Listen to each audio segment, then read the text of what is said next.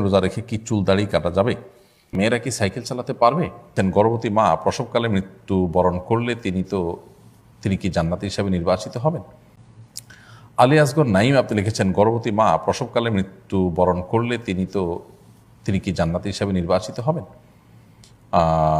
ভাই আলী আসগর, নবী করিম সাল্লাল্লাহু আলাইহি ওয়াসাল্লাম হাদিস থেকে আমরা জানতে পারি মেয়েদের জন্য কিছু বিশেষ বৈশিষ্ট্য আছে, বিশেষ কিছু ফজিলত আছে। তার মধ্যে থেকে একটা হলো যে কোনো মেয়ে গর্ভবতী অবস্থায় যদি মারা যান গর্ভের কারণে, কিংবা গর্ভ খালাস করতে গিয়ে তিনি যদি মারা যান, মৃত্যু মুখে পতিত হন, তাহলে সেক্ষেত্রে তাকে আল্লাহ তাআলা শাহাদাতের মর্যাদা দিবেন। নবী সাল্লাল্লাহু আলাইহি ওয়াসাল্লাম বলেছেন, তোমরা কি জানো আমার উম্মতের মধ্যে শহীদকে? সাহাবায়ে কেরাম বলেছেন যারা নিষ্ঠাবান, আল্লাহর রাহে জীবন দানকারী, তাদের কথা বলেছেন। নবী সাল্লাল্লাহু আলাইহি ওয়াসাল্লাম বলেছেন তাহলে তো শহীদের সংখ্যা অনেক কমে যাবে আমার উম্মতের।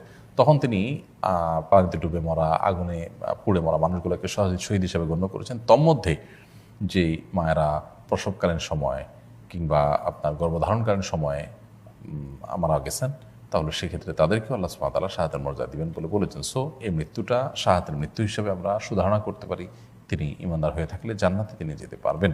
তো এটা হবে সুধারণা, বাকি জান্নাতি এটার সার্টিফিকেট কেউ কাউকে দেওয়ার কোনো সুযোগ আসলে নেই। ফারিয়া নাজনীন আপনি লিখেছেন, মেয়েরা কি সাইকেল চালাতে পারবে? বোন ফারিয়া, মেয়েরা সাইকেল চালাতে পারেন শর্ত সাপেক্ষে। অর্থাৎ মেয়েরা যদি সাইকেল চালান, সেক্ষেত্রে পরপুরুষের সামনে যদি এমনভাবে সাইকেল চালান যে তার শরীরের বিভিন্ন অঙ্গ প্রত্যঙ্গ ফুটে ওঠে বা তার পর্দার খেলাফ হয়, তাহলে সেক্ষেত্রে সেটা নাজায়েজ এবং হারাম হবে তার জন্য।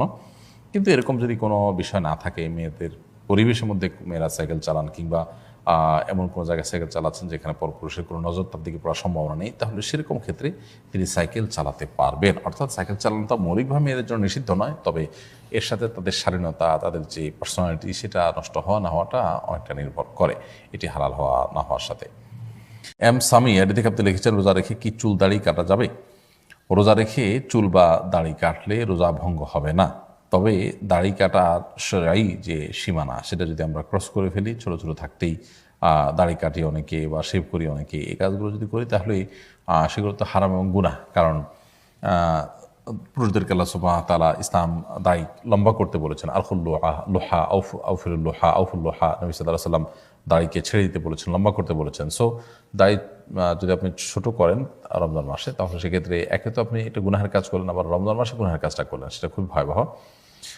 আমার হিম্মত করলে অনেকের জন্যই দায় রাখা কোনো কঠিন কোনো বিষয় নয়।